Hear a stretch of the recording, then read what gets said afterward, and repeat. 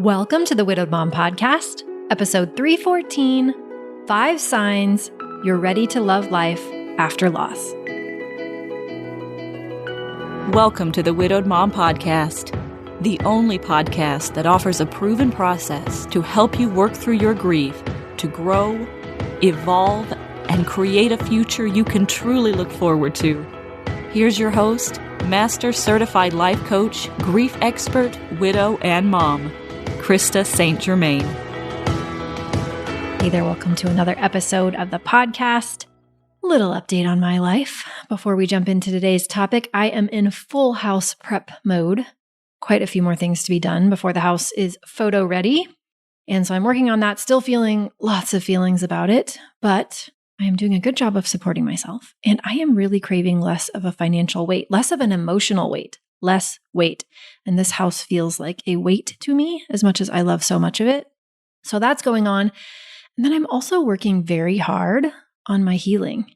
And it's so interesting to me how it looks so different this time now that I'm in a really different place with this breakup compared to where I was when Hugo died. When Hugo died, I went right back to my old therapist.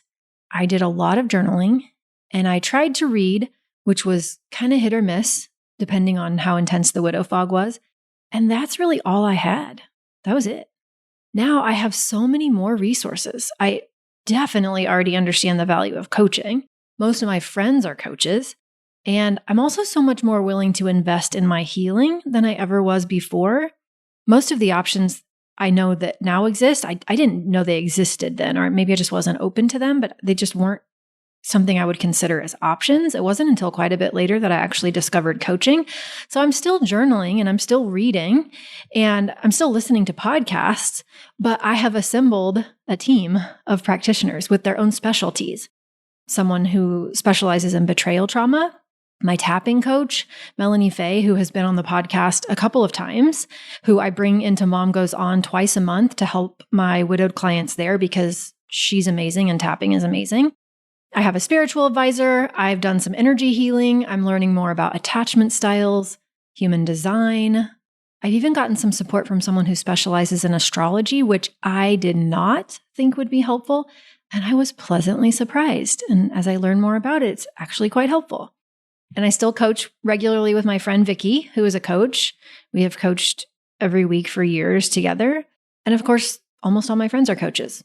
Plus, and I'm telling you all of these things because maybe they will open up some doors for you, I'm also really focused on just the basics of taking care of myself, like hydration and nutrition and sleep and gentle movement. And it feels like growth central over here, which feels really good to me. It feels very nourishing to me. So different strokes for different folks. You do what works for you.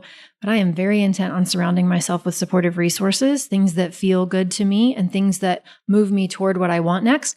And something that's become more clear to me, the more that I've dug in, is that this breakup is a beautiful opportunity to change some patterns within myself that I didn't fully realize were there. And now that I can see them, I really want to change them so I can be even more of who I want to be and create even more of what matters to me.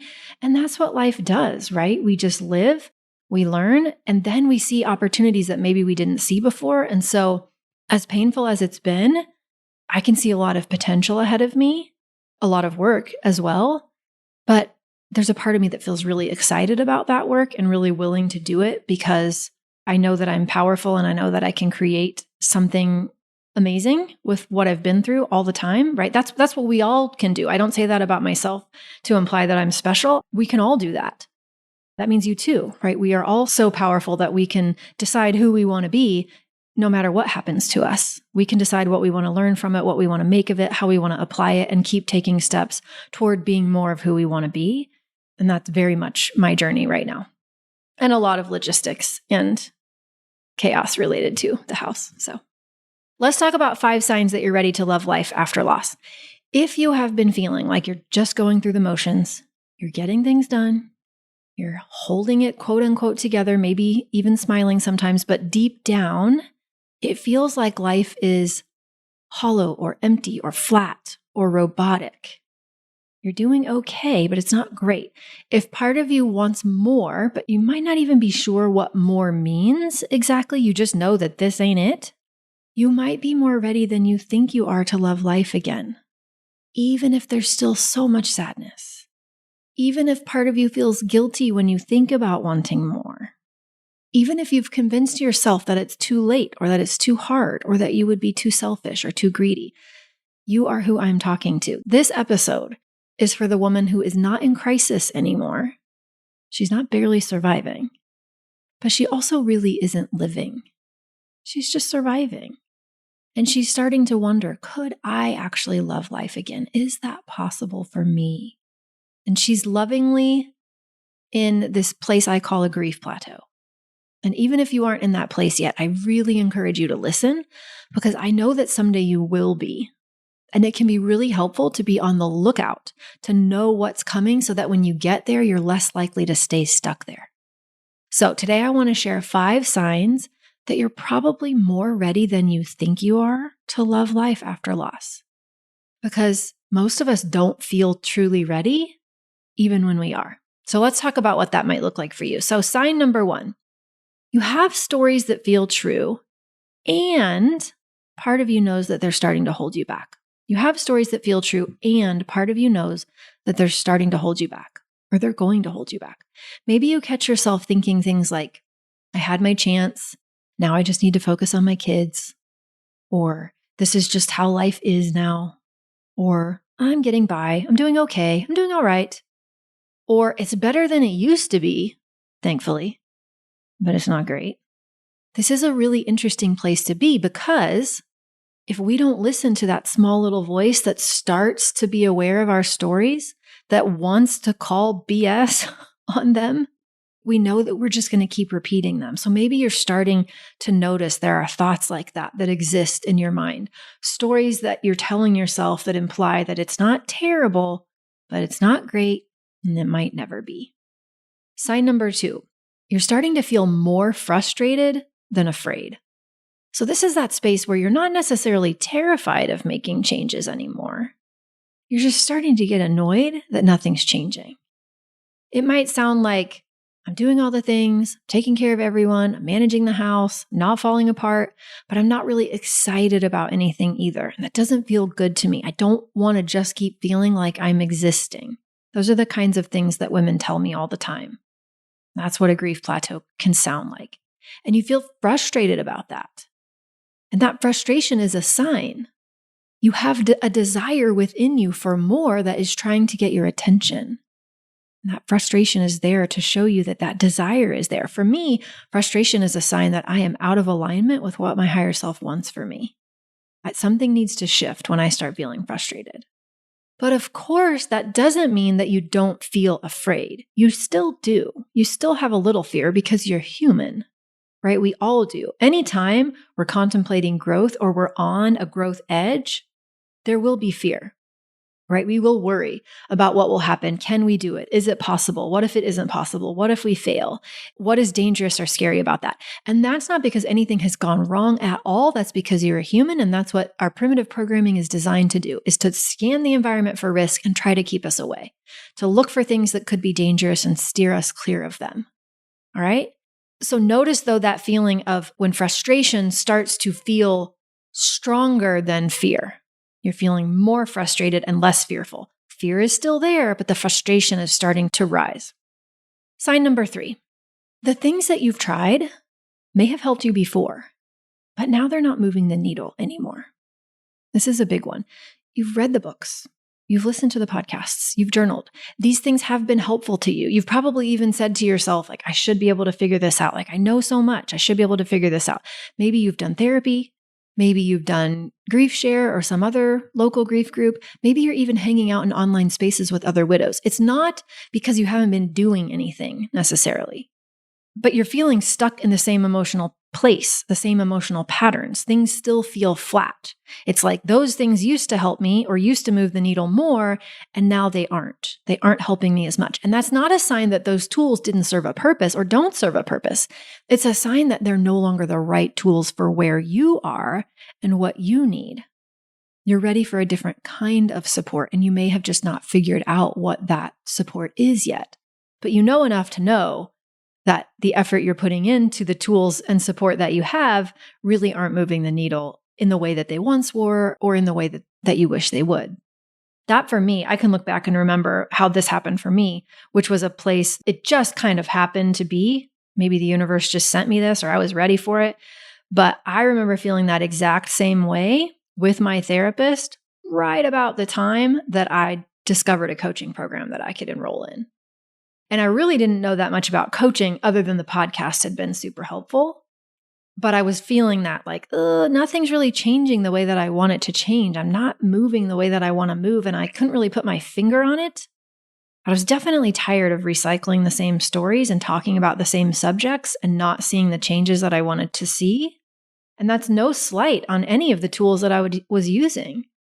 It's just that I had reached a point where I needed something different. And so that might be where you are. That's sign number 3.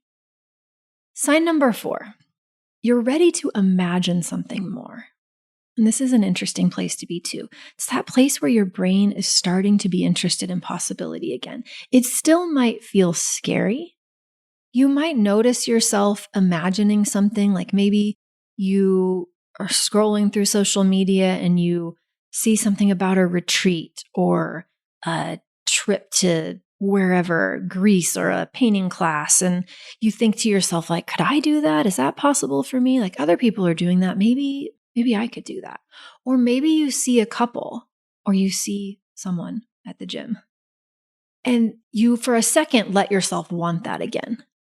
And maybe what happens really closely thereafter is that your brain shuts it down with a nope, not yet, too soon, not ready, right? That's fine. That's not a problem. But notice when that flicker of imagination, when that dream seedling is there and your brain is starting to be open to possibility again. You know what it's like when it isn't there. You know what it's like. But there's like little inklings, little things that catch your eyes, little things that cause you curiosity. And you just notice an openness that wasn't there before. You might not know exactly what you want. It might not feel like you're very in touch with your desire or your vision for your life, and that's okay. But you're starting to notice more of an openness to imagining something more than this flatness that you're currently experiencing.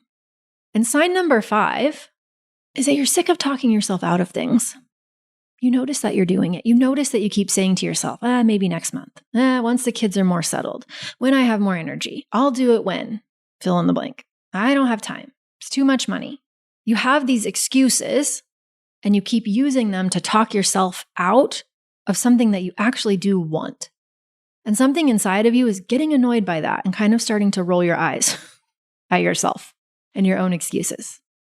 And you're starting to notice that every time you make an excuse that goes against something you actually want, and every time you wait, nothing changes. Waiting has not changed anything.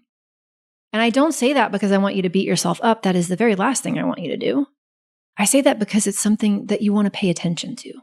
When you're onto yourself, it's a good sign. That restlessness, that kind of, I see you. That is part of your readiness. It's sometimes very frustrating to me as someone who cares very deeply about other people when I have had these same conversations with widows over and over and over and over. And sometimes it will stretch over years when they're like following me and listening to all the podcasts and they know exactly how to join my programs, but they won't let themselves have it. They keep coming up with some excuse. And then I hear from them 6 months later, and then 6 months later, and 6 months later. And having done this now for a long time, I can name those people. I think literally can name them. Don't let yourself be that person. Don't let yourself be the person who doesn't give herself what she wants, what she needs, because of some excuses in her brain. That's independent of whether you ever coach with me. Just don't let yourself hide behind your own excuses and your own fear. We all have them. They're not problems, but we just don't want to hide behind them. So let me leave you with this. You don't have to feel certain.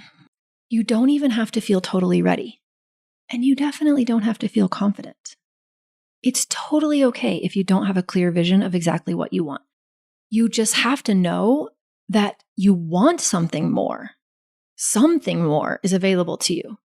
You have to know that you want it, and you have to be willing to take the very next smallest step. And if that's you, I hope you will listen to that part of you that is whispering that there has to be more than this, that you want more than this, that you deserve more than this, that more is possible for you, that if she can do it, why not you? Why not you? And of course, that is exactly why I created my flagship Mom Goes On program. This is exactly why I did it, right? This is what we do in there since 2019. Hundreds of widowed moms have learned to love life again. That is available for you too. Coachingwithkrista.com, click on the Work With Me tab, and you can see about everything we're doing in there and if it's for you. And if you are nowhere near a grief plateau and you just want the terrible parts of early grief to be over, then check out my Grief Essentials program, okay? And whether you ever join one of my programs or not, which I hope you will because I believe they will help you, I really want you to promise yourself that you will not settle in this place of good but not great, that you will not resign yourself to a life that's okay but doesn't feel fulfilling to you, that you will champion yourself until you find what works for you so that you can wake up and say, yes, they died, that happened, and I love who I am.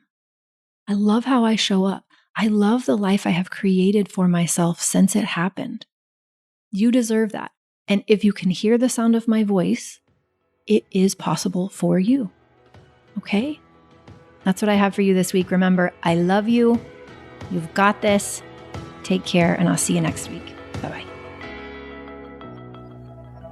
If you like what you've been hearing on this podcast and want to create a future you can truly get excited about even after the loss of your spouse, I invite you to join my Mom Goes On coaching program.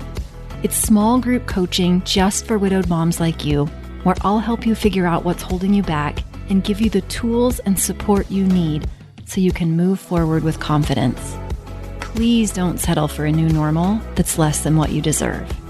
Go to coachingwithkrista.com and click Work With Me for details and next steps. I can't wait to meet you.